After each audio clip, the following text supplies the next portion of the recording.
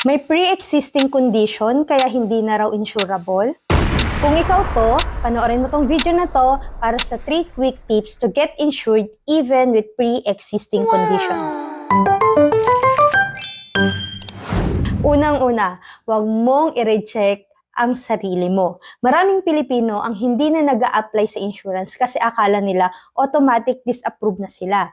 Tandaan mo, hindi ikaw ang nagdidesisyon, si insurance company. Pangalawa, kung ikaw ay breadwinner, may health history, at ayaw o takot sa medical exam, may mga insurance na pwedeng magandang panimula. Karamihan kasi naghihintay ng perfect time, kesyo kapag mas okay na ang health, kapag mas malaki na ang income, pero tandaan mo, kapag may nangyari at saka ka lang naghanap ng insurance, baka huli na ang lahat. Panghuli, ito ang pinaka-importante. Alam mo bang may tinatawag sa insurance na Guaranteed Insurability Offer or GIO kung saan meron itong guaranteed acceptance? Ibig sabihin, pwede ka nang magpa-insured kahit walang medical exam at hindi ka pwedeng ma-decline kahit may pre-existing condition ka. As long as pasok ka sa age requirement, accepted ka.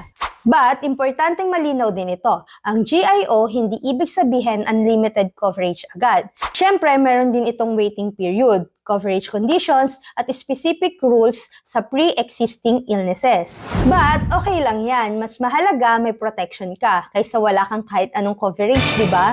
So, kung gusto mong malaman kung anong insurance ito at kung paano ka makakakuha ng coverage kahit may pre-existing condition ka na, message mo lang ako o click mo yung link sa bio ko at pag-usapan natin kung anong best option para sa'yo.